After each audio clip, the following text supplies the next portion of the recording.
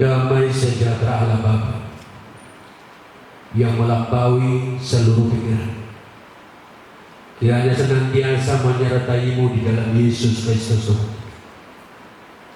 Amin. Firman Allah bagi kita pada minggu ini tertulis dalam kitab 1 Tawarik pasal 17 ayat 16 hingga ayat 27. Sekali lagi 1 Tawarik 17 ayat 16 hingga ayat 27. Demikian firman Tuhan. Doa syukur Daud. Lalu masuklah Raja Daud ke dalam, kemudian duduklah ia di hadapan Tuhan sambil berkata, siapakah aku ini ya Tuhan Allah? Dan siapakah keluargaku sehingga Engkau membawa aku sampai sedemikian ini? Dan hal ini masih kurang di mata-Mu ya Allah. Sebab itu Engkau telah berfirman juga tentang keluarga hamba-Mu ini dalam masa yang masih jauh, dan telah memperlihatkan kepadaku serentetan manusia yang akan datang. Ya Tuhan Allah, apakah lagi yang dapat ditambahkan Daud kepadamu dalam hal Engkau memuliakan hamba-Mu ini? Bukankah Engkau yang mengenal hamba-Mu ini? Ya Tuhan, oleh karena hamba-Mu ini dan menuruti hati-Mu, Engkau telah melakukan segala perkara yang besar ini dengan memberitahukan segala perkara yang besar itu. Ya Tuhan, tidak ada yang sama seperti Engkau, dan tidak ada Allah selain Engkau menurut segala yang kami tangkap dengan telinga kami. Dan bangsa manakah di bumi seperti umat Israel yang Allahnya pergi membebaskannya menjadi umatnya, untuk mendapat nama bagimu dengan perbuatan-perbuatan yang besar dan dahsyat, dan dengan menghalau bangsa-bangsa dari depan umatmu yang telah Kau bebaskan dari Mesir. Engkau telah membuat umatmu Israel menjadi umatmu untuk selama-lamanya, dan Engkau ya Tuhan menjadi Allah mereka.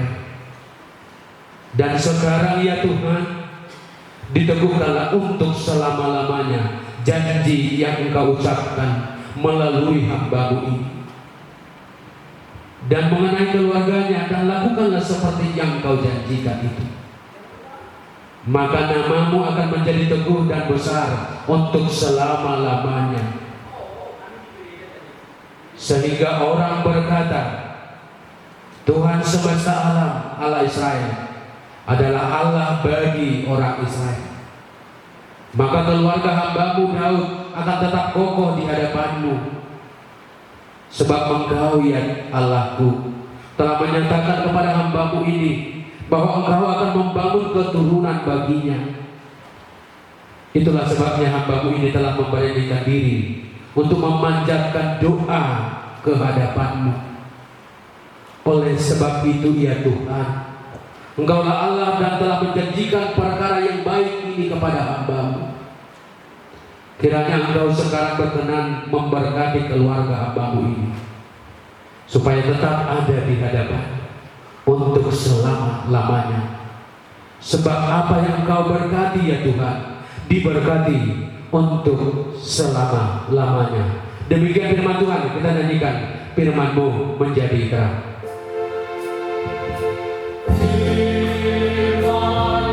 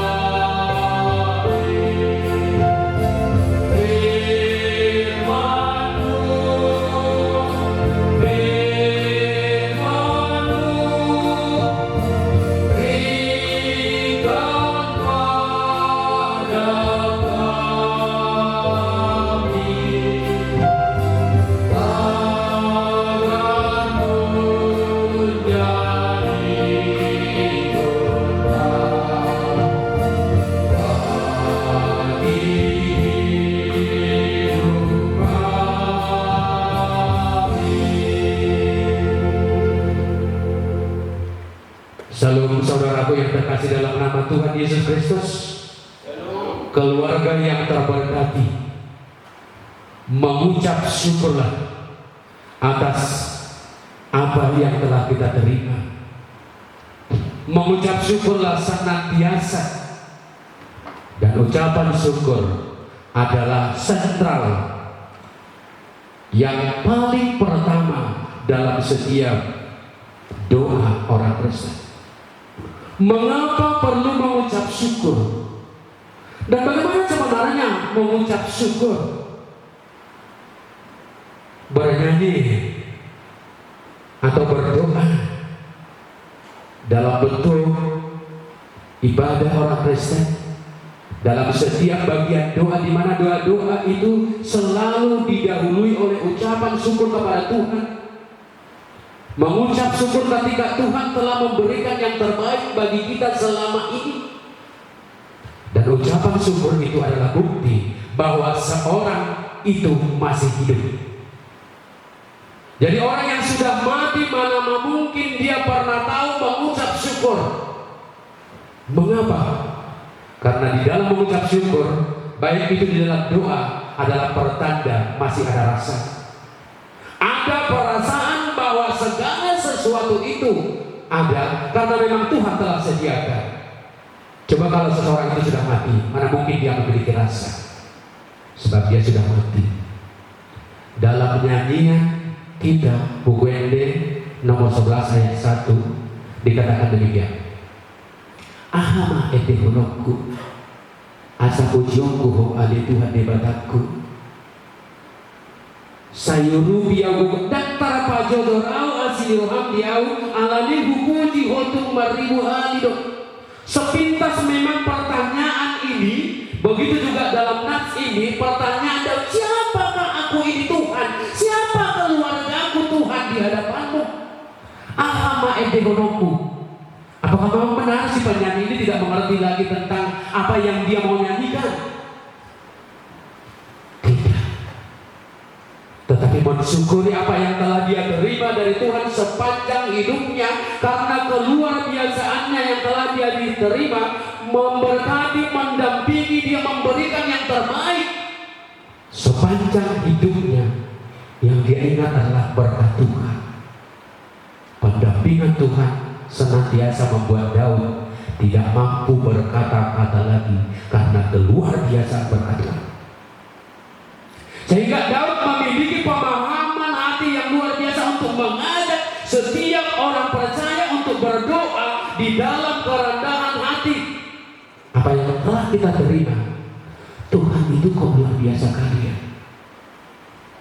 Sangat dan sangat Daud memahami bagaimana Tuhan mendampingi perjalanan hidupnya.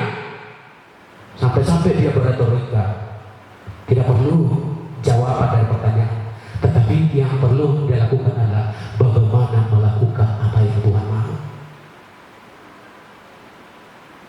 Sementara yang dia lakukan itu dia sadari belum ada apa-apa.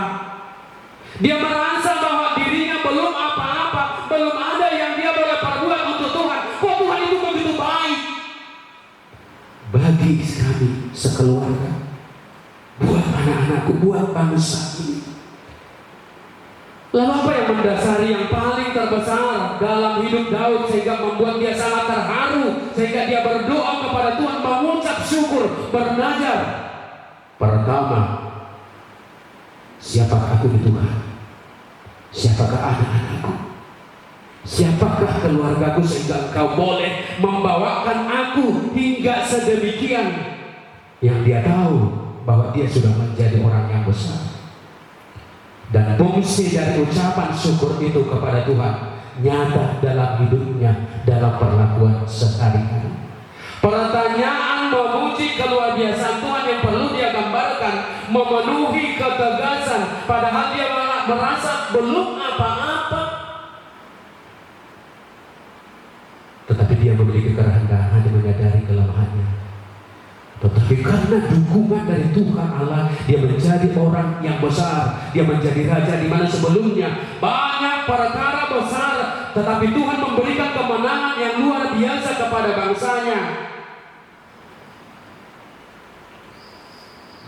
Segi kemanusiaan mana mungkin Daud bisa melawan Goliat.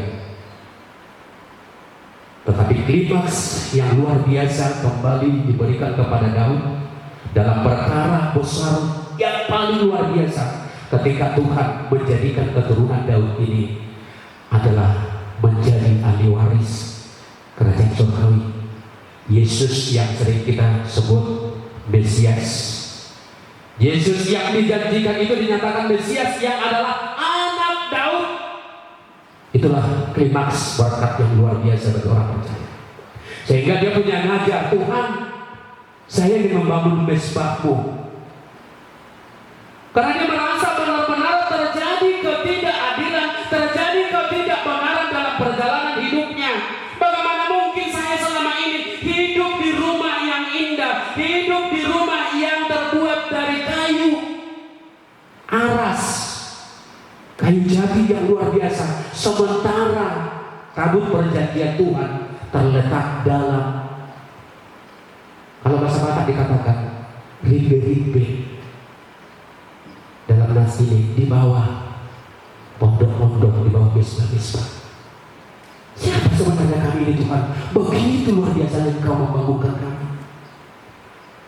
Pertanyaan bagi kita, jika sekarang pertanyaan ini diberikan, diarahkan kepada kita orang percaya, bila Tuhan berseru, siapakah di antara umatku ini yang mau saya suruh membangun mezbah Tuhan? Bila Tuhan bersuara, siapakah di antara umatku yang mau aku suruh membangun mezbah untukku, membangun rumahku? Kepada kita umat orang percaya diberikan tanggung jawab kita, bukan hanya pengakuan aku percaya semata-mata, tetapi aktif membangun rumah Tuhan. Siapakah yang benar-benar merasakan bahwa segala perjalanan hidupnya berada di dalam lindungan Tuhan? Apakah kita merasa sebagai orang percaya, warga jemaat yang baik, bahwa Tuhan menyelamatkan hidup kita dan menyediakan hal yang baru setiap saat untuk kita? Atau malah sebaliknya, kita kurang peduli, berkat Tuhan kita terima, tetapi ketika Tuhan menuntut meminta sesuatu hal dari kita, malah kita kita mau tahu. Tetapi doa kita memohon kepada Tuhan adalah bukti nyata, sekali lagi, bukti nyata integritas kita kepada orang percaya. Sebagai orang percaya, walaupun dalam nada Daud kita lihat dalam membangun rumah Tuhan, Tuhan menyuruh Nabi Nathan bilang, bukan Daud, tetapi keturunanmu Salomo yang akan menderita rumah bagi Tuhan. Tetapi sangat disyukuri oleh Daud, keturunan dari Daud dipakai oleh Tuhan sebagai awal daripada rumah ibadah Tuhan. Itu ketidakadilan yang pertama dilihat oleh Daud dalam hidupnya. Bagaimana saya hidup di rumah yang mewah indah, tetapi tabut perjanjian Tuhan ada di bawah pondok-pondok. Ini yang fatal. Orang-orang yang katanya percaya kepada Tuhan, menerima berkat Tuhan, menerima keselamatan dan kesembuhan dari Tuhan, malah hanya bisa menghiasi begitu indahnya rumahnya, tetapi membiarkan rumah Tuhan seperti tidak ada yang peduli. Membiarkan peralatan rumah Tuhan serasa tak ada yang memperhatikan, hancur begitu saja. Apa usaha kita? Di mana arti pengakuan iman kita itu? Siapakah aku ya Tuhan? Siapakah anak-anakku? Siapakah keluargaku sehingga Engkau membawa aku hingga demikian? Ada banyak orang yang merasakan bahwa dia adalah raja nomor satu yang patut mendapat berkat yang istimewa. Ada yang bilang, karena saya berusaha bekerja habis-habisan, melayani dengan penuh hati, maka saya layak untuk mendapatkan itu. Saya layak mendapatkan ini. Raja Daud merasa belum layak dan belum patut dari segi kemanusiaannya. Pengenalan akan rendah hati itulah yang menjadikan dia adalah orang yang terbesar. Itu meskipun dia adalah seorang raja berkuasa, dia sadar betul bahwa kuasanya tidak ada apa-apanya dibandingkan dengan kuasa Tuhan. Torun mirohado patubuhon roha mauliate wajar doau umoras yang malatan Alau mingga sau karejo layak doa dapotan promosi karejo alau malo doa patut doa upisar alau mingga sau marsiajar doa lah nasi tutur do hata molo tigas lamun gas kita karejo itu dapok kama tututan lalu bobi alai masuk karejo doa talakan upaya nama dan pola itu godang di jauh mana parpudion dan karejo lebih siap duduk nan alai sifata dak karuma orang molo sehat kita ala jumangu mahita nuayon majaga kesehatan tambah hite olahraga do pola makan lima sehat sempurna belum tentu alai godang do siap kita on naso pola rajin olahraga jaladak majaga pola makan alai basah sehat pertanyaan bagi kita natorok do siap kita on naso anangihon akapoda makanan dan harus record sempurna hasil kandungan gugur tadi tidak itu semua karena kasih karunia Tuhan gak perlu kita tinggi hati. Kedua di atas Allah tidak ada lagi Allah yang paling berkuasa. Siapakah aku ini yang Tuhan? Bagaimana dengan kita Bapak Ibu saudara-saudara yang terkasih dalam nama Tuhan Yesus, saudaraku di dalam Tuhan. Pernahkah kita menyatakan di dalam nama Tuhan, percaya bahwa Tuhan itu sungguh luar biasa? Pernahkah kita mengaku seperti yang Daud lakukan? Mungkin kita bisa saja berkata, Daud kan dia bisa karena dia seorang raja, wajar. Orang kalau orang nomor satu atau mungkin orang yang berada perhatian dah luar biasa lah. Makin banyak pengikutnya suaranya pasti didengar dan lain sebagainya. Tetapi perlu kita renungkan pertanyaan Daud ini. Sebelum Daud raja juga toh dia pernah menjadi seorang gembala ternak yang tidak masuk hitungan dalam pekerjaan yang paling hina. Dia sering menghadapi tantangan hebat, diburu bahkan masuk dalam DPO daftar buronan negara ketika Saul. Tapi bukan karena kesalahan, tetapi adalah karena faktor cemburu. Saudaraku yang terkasih dalam nama Tuhan Yesus Kristus, takut akan Allah membuktikan menjadikan kita semakin mengenal Tuhan. Melewati tantangan itu cukup luar biasa. Dimenangkan dan dipilih Allah menjadi berkat, itu hal yang luar biasa. Bukan malah takut tidak makan, malah takut kalah, malah takut sakit, seakan-akan hidup ini hanya keterpaksaan. Mau melalui pasu-pasu kita orang itu tuh akan libatan asing, manang tuh sumangan di dopung tuh natoras, manang tuh akan sumangan di terbaru jumul. Mau melalui haluau kita unang matu hagukon di kontiyo. Biarlah doa kita ucapan syukur kita hanya kepada Tuhan. Dan kolang turaja David disosokon debata akapasu-pasu. Tetapi biarlah kita menjadi sumber kasih karunia bagi keturunan kita. Dan sekarang dia katakan juga, ya Tuhan, diteguhkanlah selama-lamanya janji yang kau ucapkan mengenai hambamu ini dan mengenai keluargaku, dan lakukanlah seperti yang kau janjikan ini. Doa permohonan itu, doa ucapan seperti itu tetap ada dalam diri Daud, dan Daud yang masa kini yang rendah hati. Kepada setiap orang yang meminta dengan rendah hatilah Tuhan menetapkan segala janjinya.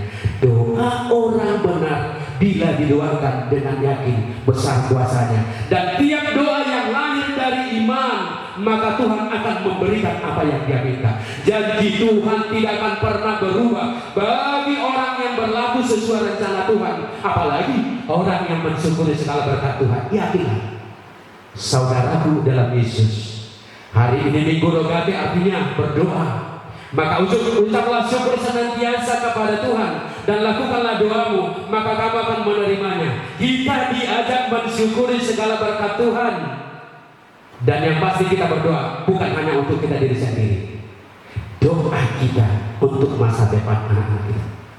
Doa kita adalah untuk masa depan keluarga kita. Save your generation. Berdoa untuk masa depan anak-anak bangsa ini, sehingga damai sejahtera itu benar-benar ada dan diberkatilah orang yang mengerti mengucap syukur. Amin. Firman-Mu Berkati kami.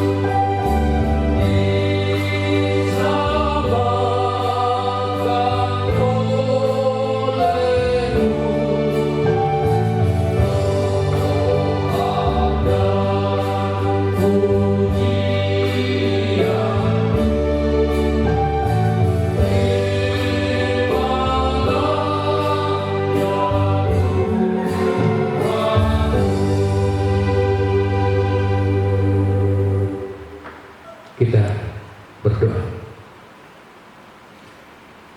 Bapa di surga, Bapa yang kami muliakan di dalam Tuhan Yesus Kristus, kami mengucap syukur Tuhan atas waktu yang Kau boleh sediakan bagi kami untuk mendengarkan firman-Mu yang begitu indah. Engkau jadikan kami Tuhan menjadi alat. Kau jadikan kami Tuhan menjadi berkat bagi lingkungan, menjadi berkat bagi keluarga kami. Kau jadikan kami menjadi tuntunan untuk perjalanan anak-anak kami. Dikala kami Tuhan mendengarkan firman-Mu Tuhan, kami tersentak. Biarlah kiranya kami menjadi pelita dalam setiap langkah kami. Tuhan Yesus yang baik, biarlah firman-Mu bercahaya dalam setiap hidup kami melalui Yesus Kristus Tuhan kami. Amin.